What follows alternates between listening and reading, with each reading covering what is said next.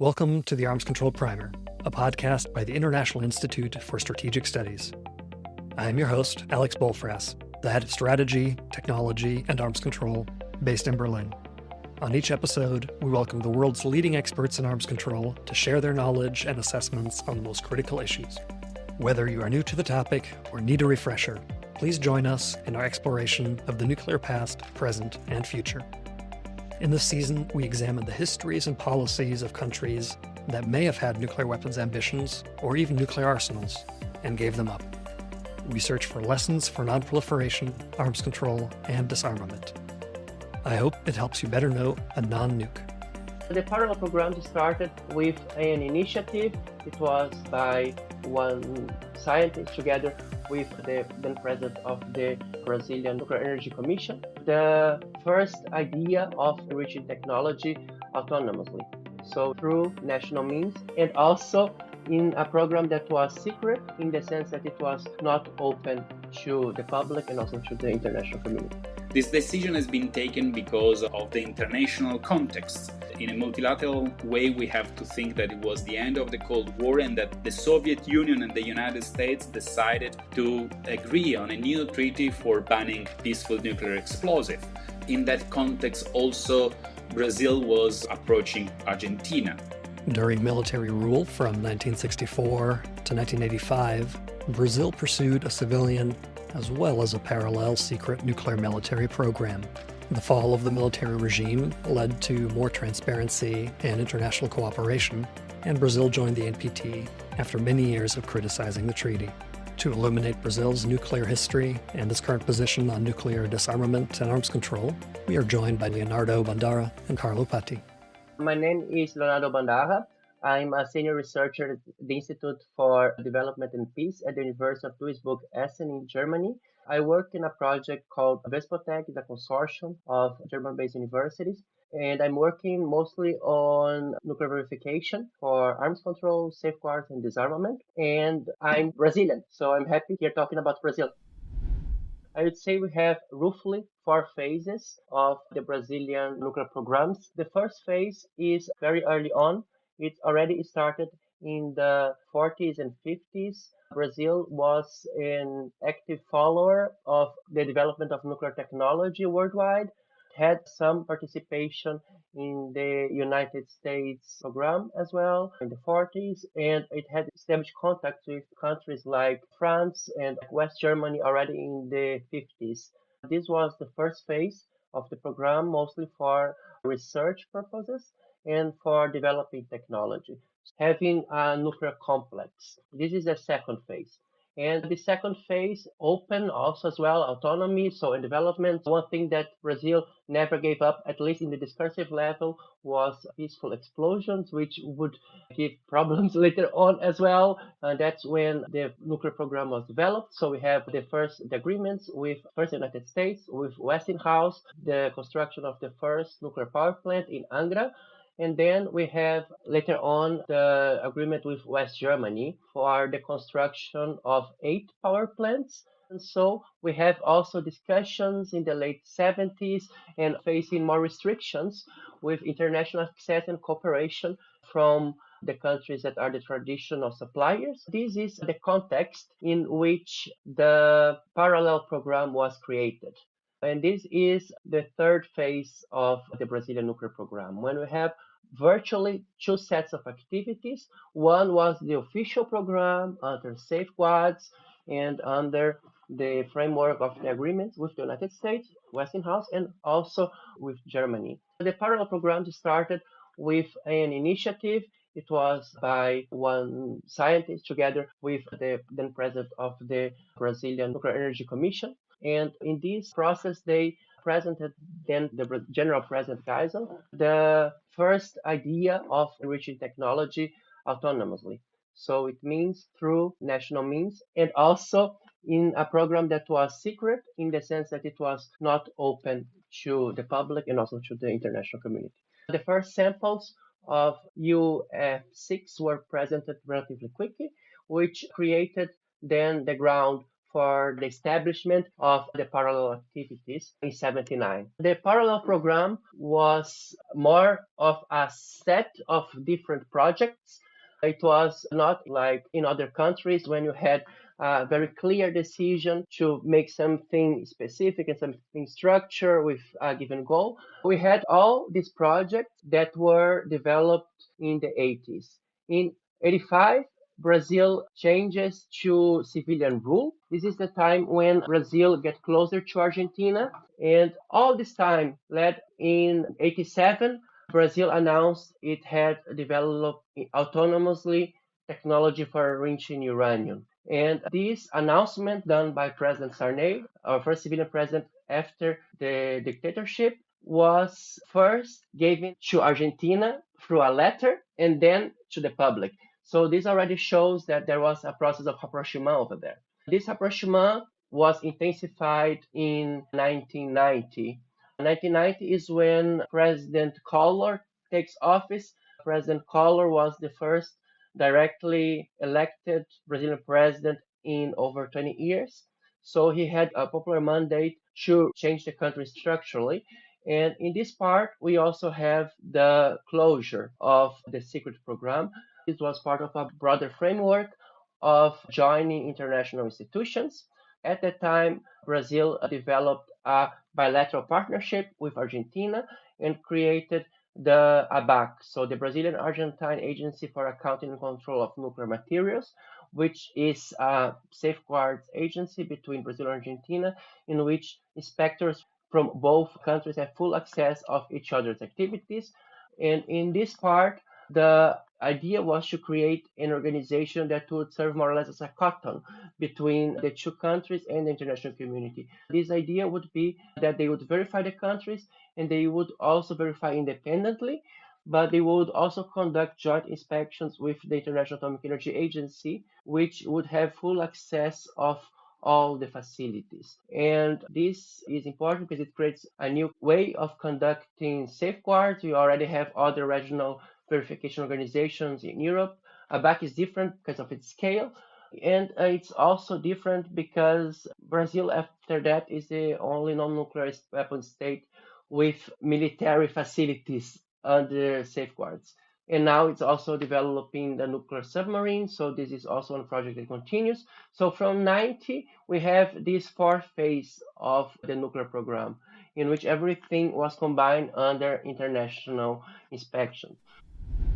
My name is Carlo Patti. I'm an assistant professor of international history at the University of Padua, and my field of expertise is the history of the Brazilian nuclear program, how Brazil decided to begin a nuclear project, how it developed in several nuclear projects later on from the early 50s on, and how Brazil did act in the global nuclear order. I devoted my career to the study of the international history of the Brazilian nuclear program and Brazil's nuclear diplomacy. Concerning the timeline of how the secret parallel nuclear program developed, actually the decision to have a proper autonomous nuclear project was taken in early 1979 as one of the final acts of the third president of the military dictatorship that ruled Brazil from 1964 to 1985. So it was a decision taken by General Ernesto Geisel, who was also the responsible for signing and for approving the so-called official nuclear program, the civilian one, and for approving a great nuclear deal with West Germany. It's important to give context before talking about the autonomous program. We were back in the 70s. Brazil had a nascent nuclear industry, and nuclear energy could be considered as an alternative to oil and to other sources of energy. So there was, by modernizing Brazilian military regime, the goal to achieve autonomy in the energy field, in the context also of the oil crisis, but also in the context of the need to industrialize the country. Brazil was already an emerging country in that moment, was the eighth economy with more than 100 million people and with huge natural resources, and with one of the main resources of uranium and thorium in the world.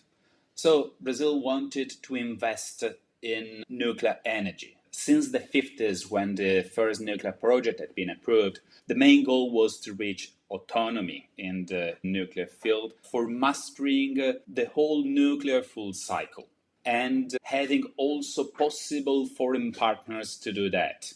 It was in a difficult context since in the 70s there was a huge oil crisis, but also higher energy demands of alternative energy sources, but also a moment of a shock of a nuclear order after India in May 1974 exploded a nuclear device. And Brazil was within a group of countries that opposed the Nuclear Non-Proliferation Treaty and defended also the possibility to explode nuclear explosives in a future for peaceful purposes. So it was considered a dangerous country for a stable nuclear order. In order to find partners to develop a strong nuclear industry, Brazil found a partner in West Germany.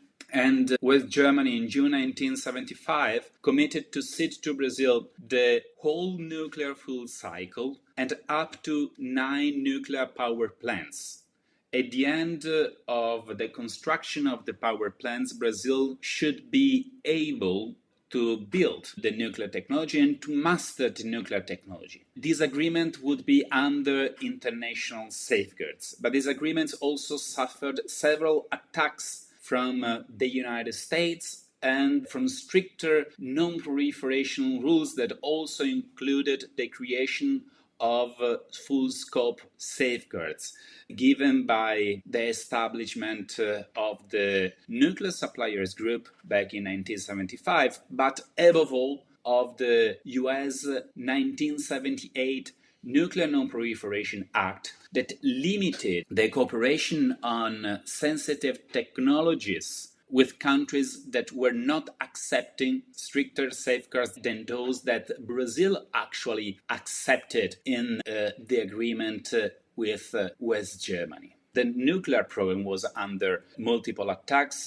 because there were restrictions coming from the United States, but also deficiencies from the agreement with West Germany. West Germany was supposed to transfer the whole nuclear fuel cycle, but actually some steps for mastering the nuclear fuel cycle were not transferred. Even if West Germany created with Brazil binational companies controlled by both countries to transfer sensitive technologies, the Brazilians were not satisfied because of the international context and because of the deficiencies of the civilian nuclear program. So when it was clear, also because of the domestic criticism from the scientific community and also from within the Brazilian industrial enterprise and company supervising nuclear energy, there was an intense debate within Brazil about the path that the country should run in the nuclear field. It was in that moment that Brazil decided that since Germany and other Western countries were not able to transfer one of the crucial aspects of the nuclear fuel cycle, the conversion of uranium dioxide into UF6, uranium hexafluoride, that would be a crucial component for the nuclear fuel cycle. It was in that moment that Brazil decided to set up an autonomous program that began in March 1979 as a project led by a civilian research center called the Institute for Research of Nuclear Energy in the state of São Paulo. It was in that context that IPEN was able to show to the government that Brazil could master this step in the nuclear fuel cycle in an autonomous way. Because of international context, because of the Nuclear Non-Proliferation Act, because of the deficiencies of the West German Brazilian nuclear cooperation, Brazil did decide to set up an autonomous effort free from international safeguards and international constraints. In March 1979, it was taken the first decision to set up the autonomous project for nuclear technology, the official name, that would be under the supervision of the Brazilian National Security Council, that would oversee several projects that would lead Brazil to achieve autonomy in the nuclear field. And it would be the fruit of the cooperation between civilian research centers, namely IPEN, the Institute for Research in the Nuclear Energy, and several branches of the military, the Air Force, the Army, and the Navy.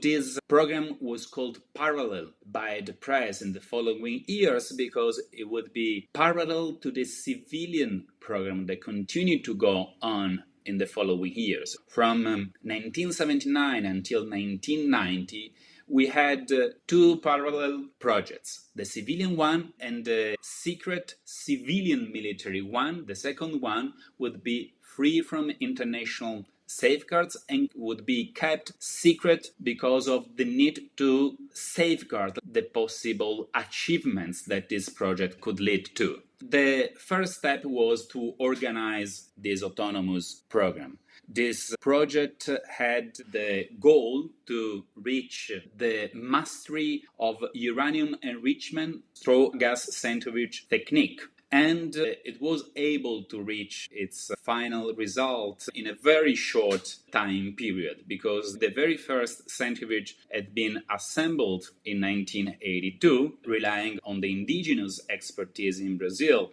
and the first cascade had been inaugurated in 1984. And the announcement of that, the moment in which the program was not secret anymore, was just in 1987, when Brazil announced that it was capable to enrich uranium autonomously. It took 7 years, a very short amount of time, to Brazil to master this technology. And to do that in a very effective way, above all in comparison with the poor results of the civilian program that was not able, through the cooperation with West Germany, to achieve such result. The safeguarded civilian research centers also mastered the capability to convert uranium into hexafluoride.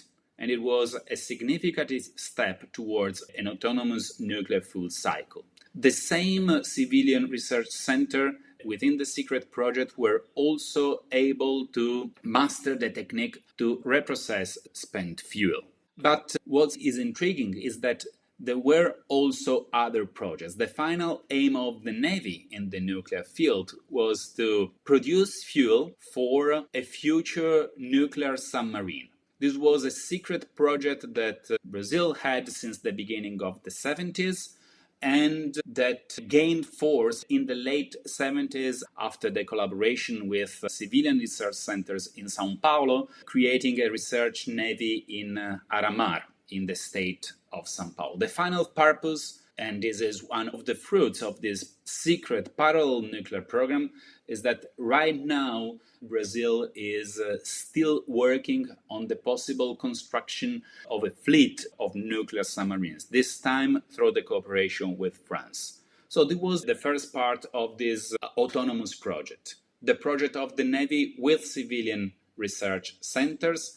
The second part of the program was of the Air Force that initially, in cooperation with another university called the State University of Campinas, worked first on laser enrichment, that was a promising enrichment technique in the mid-70s, and there was also specific work on peaceful nuclear explosive that the Air Force studied until 1990, and whose main fruit was the construction of a nuclear test shaft in northern Brazil, in the Amazon state of Pará, in the Air Force base of Serra do Cachimbo. And this was the second part of the project. The third part of the autonomous program was in charge of the Army. The Army was in charge of the possible production of graphite for fueling and for moderating a natural uranium that the Army wanted to build close to Rio de Janeiro. And the army was in charge also for the production of heavy water as a moderator. So if I have to consider the high-level timeline of the process, I should consider 1979 as a starting point when the government decided to hold together all the projects by the military and the civilians not covered by international safeguards, and they were kept secret. 1985, right after the end of the military regime, when first the president elected Tancredo Neves, and then the president actually became the first president after the military dictatorship, José Sarney, gave the green light for continuing the secret military program. The third point was the confirmation and the need to go on with that through the decision of a blue ribbon commission that President José Sarney had convened, that confirmed the need for Brazil to have this autonomous source of energy. And the final moment had been the moment in which President Fernando Collor de Mello, that has been the first generally elected president in 1989, when he in 1990 decided to shut off the parallel program, and following the suggestion of a parliamentary commission of inquiry on nuclear issues, decided that the parallel program could go on, but that it would become public and that it would be merged with the civilian one. So the parallel program became public in 1987, but its life went from 1979 until 1991. And the fruits of the secret program are still alive now, since the Navy program is still going on.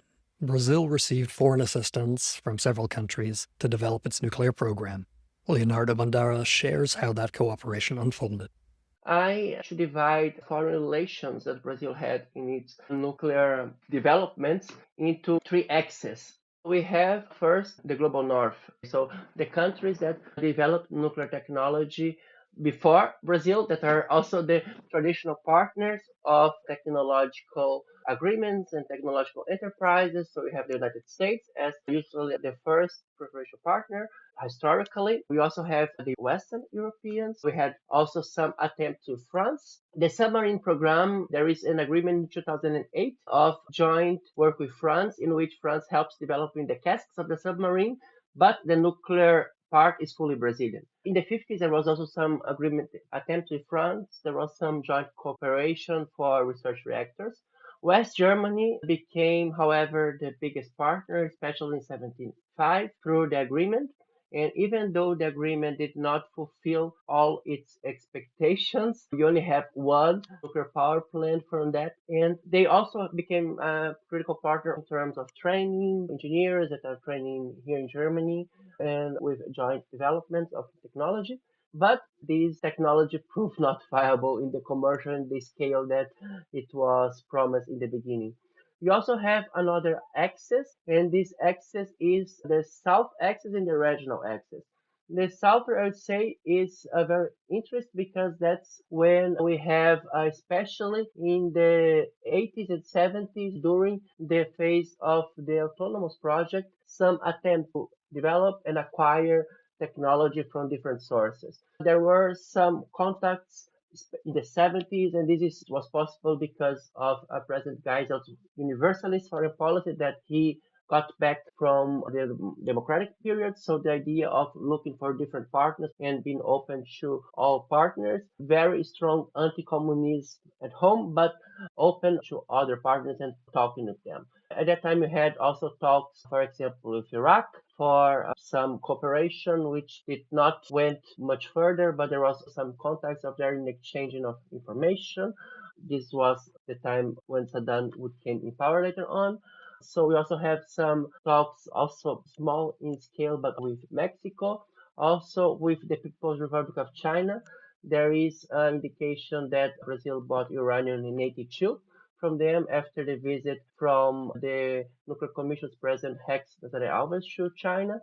There was also some contacts with South Africa that did not move much further, but this is a cooperation that led to the exchange of some plans and of some knowledge about research technology. This is important because South Africa back then developed its program with the use of the jet nozzle technology, which was Germany exported, that was also exported to Brazil. And you also have the regional access, which is Argentina mainly, which is the countries from the region of which the joint project are developed. And with Argentina, especially from 90, but also informally before, there were exchanges between engineers, between scientific community, chemistry, also physics, but there was exchange also at the political level that became stronger in the 80s, especially after the redemocratization and later on the 90s. Argentina developed a different pathway for nuclear energy than Brazil. So in that case, it was complementary. So for example, they had a priority for natural uranium and Brazil had for enriched uranium. So there was also this complementarity between both parties, especially in the 80s and 90s. At the end of the 1980s, Brazil announced its secret nuclear program to the world. Carlo Patti contextualizes the decision for such openness at the end of the Cold War.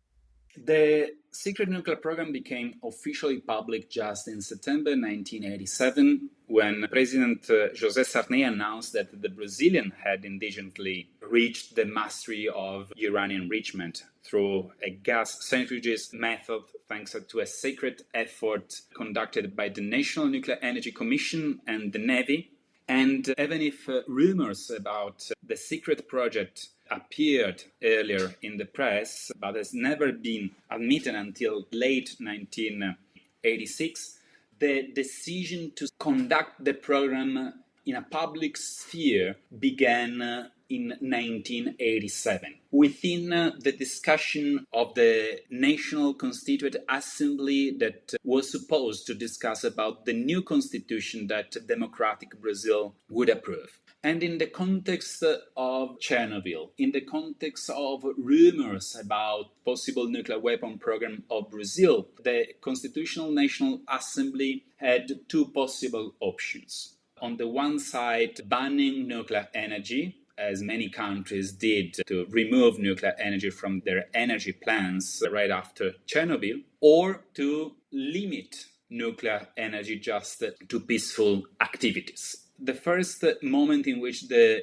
secret nuclear program could be seized was within the debate, the new national constitution. But the Constituent Assembly actually decided that in Article 21 of the Brazilian Constitution that nuclear energy would be limited just to peaceful activities. And of course, according to some interpretation, it would also give Brazil the possibility to keep the option and the right, of course, to develop peaceful nuclear explosives.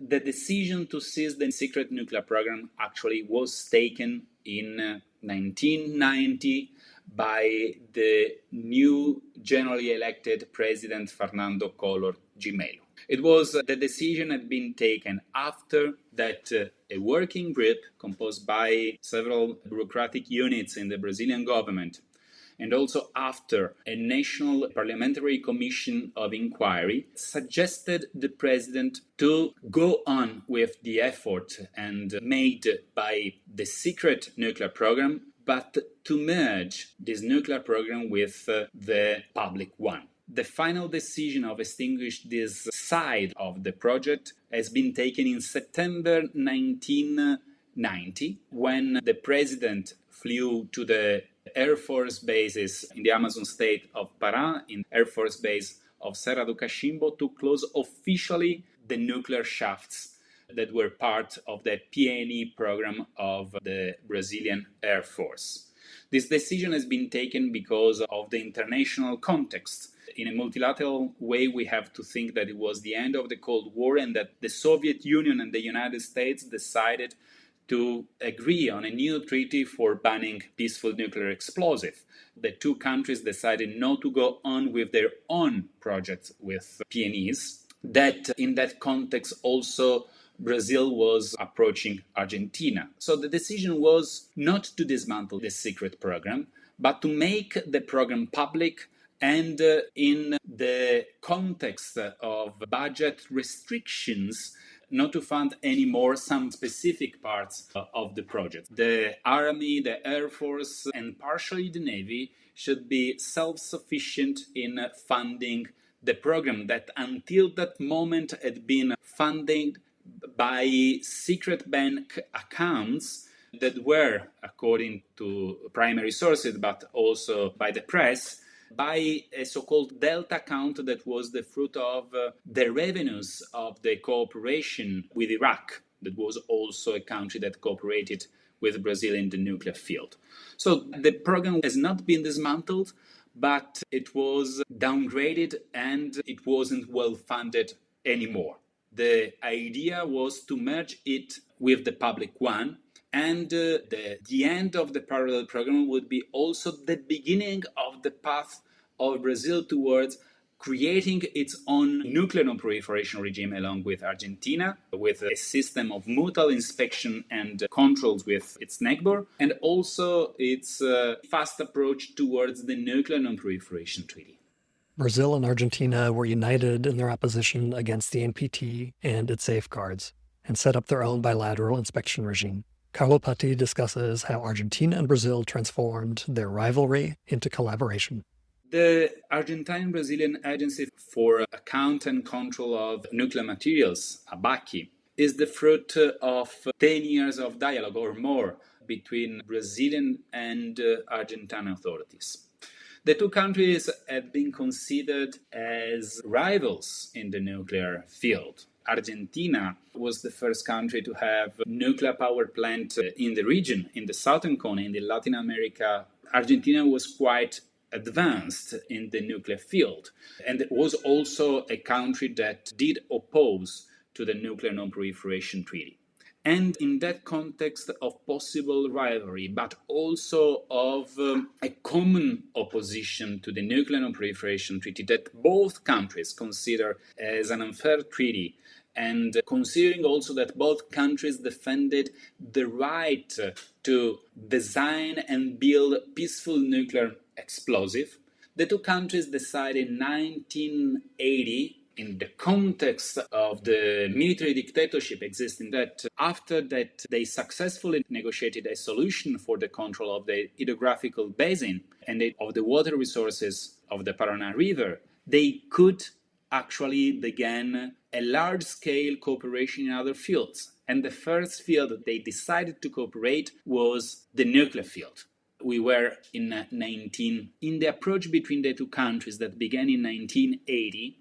The two countries decided they could integrate their nuclear sectors and create a pole for nuclear energy in Latin America and the future Latin American integration. The cooperation deepened actually in 1985 after the democratization with Presidents José Sarney and Raúl Alfonsín, when in 1985 in Foz do Iguaçu, in the border between Argentina, Brazil and Paraguay, the two presidents decided to create working groups for discussing of a common nuclear policy. In 1990, they decided to go further in deepening the cooperation between the two countries. So, first of all, the two countries decided that the nuclear installations in both Brazil and Argentina would be open to inspectors of the other country.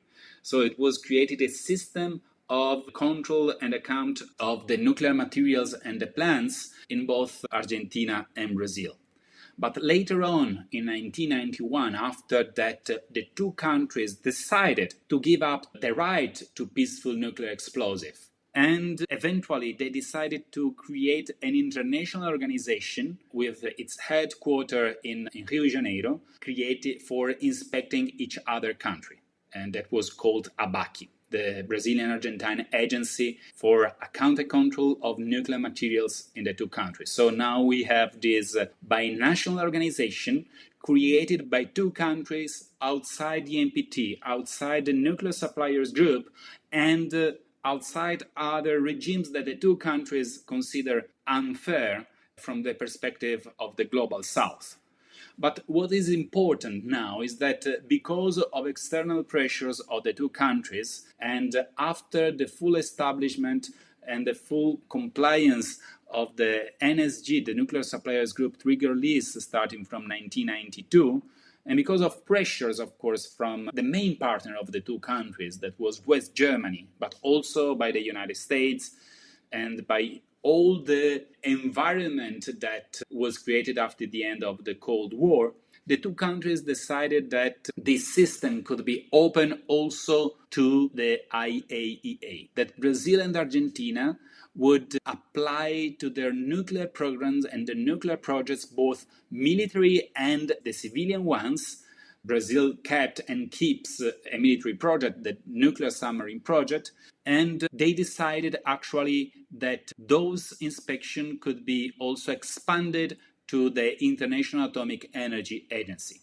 So in 1991, representatives of the binational agency ABACC and the Director General of the International Atomic Energy Agency signed in Vienna the so-called quadripartite safeguards agreement that reformed all the safeguard system between the two countries, and all the declared nuclear activities in the two countries would be under the safeguards of both ABACC and the International Atomic Energy Agency. The ratification of the system, the quadripartite agreement, became actually effective in 1994, after a strong debate within the Brazilian Congress, did ratify this agreement.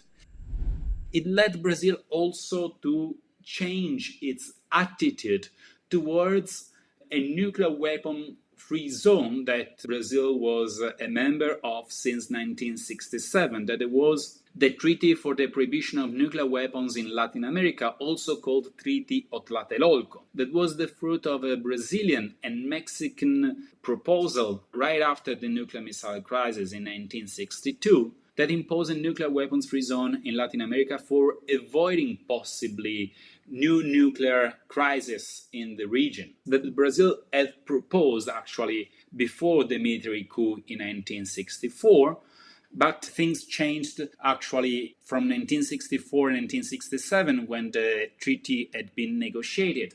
Because Brazil, that was under a military regime, but also because of the willingness of nuclear scientists that had been very critical about the possible creation of a nuclear weapon-free zone that was seen as a constraint to the Brazilian nuclear future, Brazil did accept actually and sign and ratify the Treaty of Tlatelolco, but issued several interpretative notes that allowed Brazil to develop in the future and to retain the right to explode nuclear device. And for Brazil, the treaty would be effectively enforced just after the ratification of the treaty by all the countries in the region.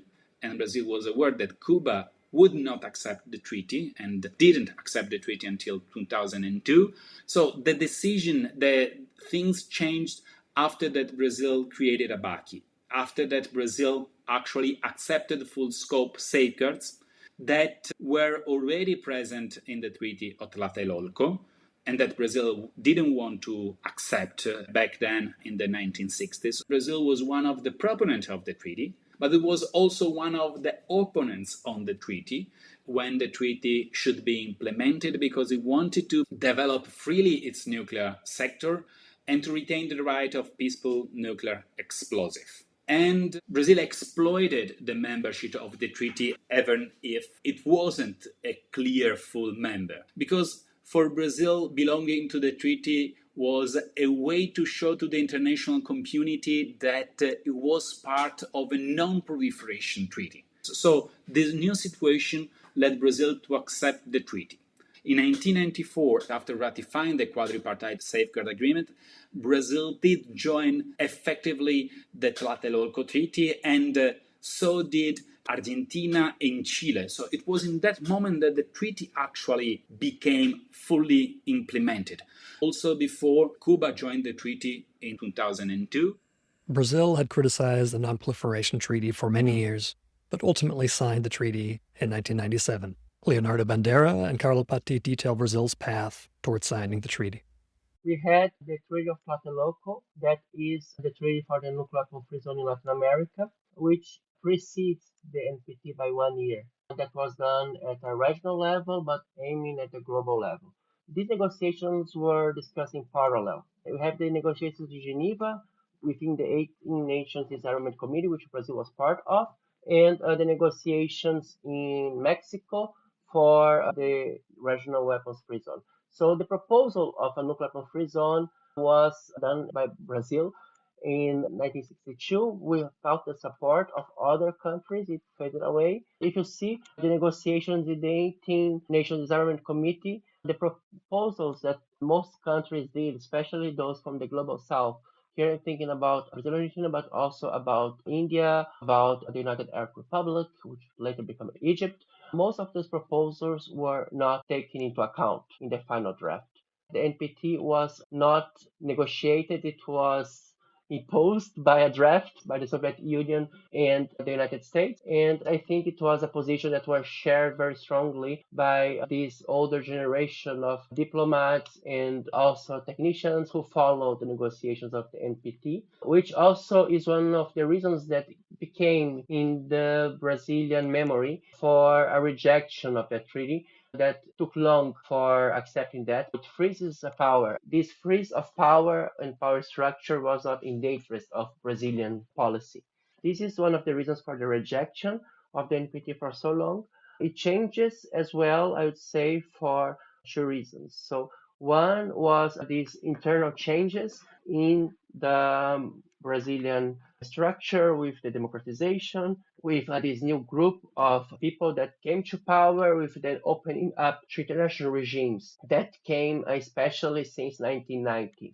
First, it was to show that international community that there were no hidden intentions. So ABACC was important in that way. So ABACC created a new framework that opened up the part of the regime, especially for Argentina, showed that there was no hidden intention, that everyone could see that the intentions were peaceful and that this was verified. So this was also a way of putting inspections to avoid unknowns. So it was open to the different parts of the international community. They could see that what was developed there was for peaceful purpose, and peaceful purpose in that end would exclude also any kind of explosives.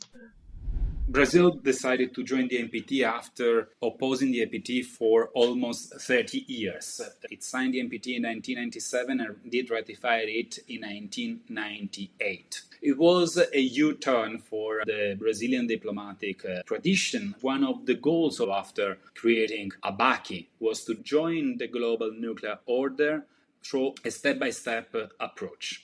First, to check the stability of the global nuclear order, and it waited for the results of the 1995 NPT review conference. So after that, the treaty became permanent. Brazil began to think seriously to join the treaty, above all because Argentina did join the treaty in 1994 without consulting Brazil. It was the first time that Argentina didn't consult Brazil in a specific decision related to the global nuclear order. The first step Brazil took was to join the missile technology control regime after almost 10 years of fierce criticism of this regime. And then it joined the nuclear suppliers group and above all the CTBT. Those two steps, those two decisions had been crucial for joining later the NPT. Joining the NPT is not an easy decision at all, since there was a strong criticism within the country that traditionally was against joining the unfair treaty. Several diplomats, several military tried to oppose the decision and try to obtain something back from the decision. For Brazil, joining the NPT wouldn't have so high costs. Rhetorically, it would, because it would join an unfair treaty that is still considered to be unfair. And Brazil did ratify the treaty with a specific clause that Brazil would not accept further restrictive norms until there were not significant steps towards nuclear disarmament. So there was also one of the issues that we have to consider, that Brazil joined the NPT, began to promote more and more nuclear disarmament because it was the goal that Brazil should reach. So this was the way in which Brazil was one of the latecomers of the NPT, but I think it was a successful way to join the treaty. To conclude this week's episode, our guests reflect on the lessons that can be learned from studying Brazilian nuclear history. So, some lessons from the Brazilian history. The first lesson would be when negotiating treaties, should take into account the different contributions and justify those that are not being taken. The participation of Brazil in the 18 Nations Disarmament Committee and the fact that most of the contributions were not taken back then were behind the reasons for the rejection of that treaty that did not come out of these negotiations for so long. This idea of inclusion and this idea of also bringing in different contributions in an equal manner as a way that the mandates allow to. Also in that process, similar and balanced obligations. The idea of justice is very important in there. There is some research that is going to that. But I think this is very important because it shows that in the end, international relations is about interest, is also about power relations, but it's also in the end a social relations. So it's also about socialization and it's about influences that different countries have in these relations with each other. This is one thing that I take not only for international relations, but also from a more sociological perspective, that the interactions are important and should be taken into account. So what things that are done or unheard or expectations that are unmet in one way, they can generate consequences. And this is another thing that I also relate with the development of the parallel activities or the parallel nuclear program. One of the main reasons for why it was developed is because of unmet expectations with the relations with the United States and West Germany. The agreement for the construction of Angra 1, it relied on a supply of uranium from the United States, which at the end, especially since 74, was made more difficult to be sent to Brazil. There was a need for developing that autonomously. And this came with the agreement of West Germany, which in the end did not deliver no technology. And one of the reasons for that is because the technology that was supposed to be sold in the first place, it was the joint Orenco technology, which West Germany was not allowed to export because of veto from countries within the consortium, including the Netherlands.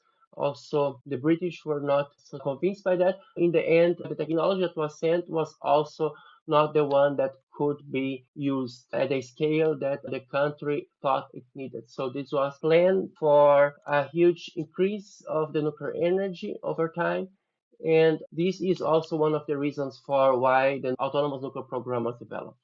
And when you make this point of developing an autonomous nuclear program, of course, then you create a Pandora box over there. The push for secret program, sometimes it comes from a broader need to develop one nuclear weapon. So we see that in many other countries of the series. But sometimes it also comes because of difficulties of achieving what you really need or what you really want through the means that are available. So I think this is another second lesson. Sometimes it's good to have verifications and intrusions and also restrictions, but one should also look that these restrictions do not create situations in which we need to have the outcome that you not desire.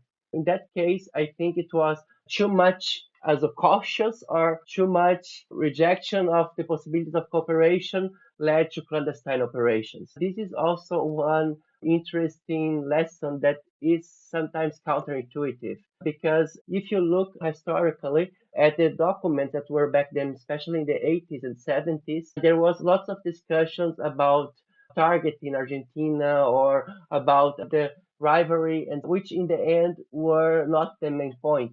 This is also one interesting part of the story that sometimes you also need to hear what the countries say and sometimes what they say is really what they are doing. So if they look for development, sometimes they really do that. Sometimes they use that as an excuse to develop nuclear weapons, but sometimes they don't. So this balance is important. How to balance these different kind of ways of access to dual use technology.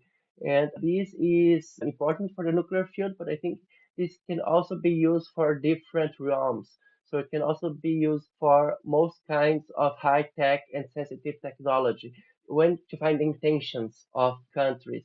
This is something that is not as easy, and it entails both an understanding of history of one country, of the technology capabilities of that country, but also the cognitive, the social aspects that are behind that. Because in the end, countries are led by people and they come from different places. So origin and also cultural background, also way of understanding the world, and this kind of understanding what is important for these people that are there in that country is in the end on the back of that. I would say that had the Europeans or the Americans understood what the Brazilians back then really wanted and really needed, then probably I don't know if the parallel nuclear activities were being developed as they were. In the current situation, I can say that Brazil is now one of the champions in nuclear disarmament. Since 1998, Brazil promoted several initiatives like the New Agenda Coalition, that are 13 steps towards nuclear disarmament. And it was also one of the supporters of the Treaty of the Prohibition of Nuclear Weapons on the one side. But on the other side, Brazil still resists the possible acceptance of, for example, the additional protocol to international safeguards, because it wants to keep its industrial secrets related to the technology behind the gas centrifuges the Brazilian Navy has, and is a player in the global nuclear order that is accepting also the rules of the game. Brazil will be the first country not to have nuclear weapons, along with Australia, maybe also along with South Korea, to have a fleet of nuclear submarines. But that is not an ally to a nuclear weapon state, and that will submit its nuclear-powered submarine to international inspection. So the challenge now for Brazil and for ABACC is to find the right way to inspect the future nuclear submarines. It will be the first case that happens in the global nuclear order. The future perspective of Brazil's behavior in the global nuclear order is connected to international context.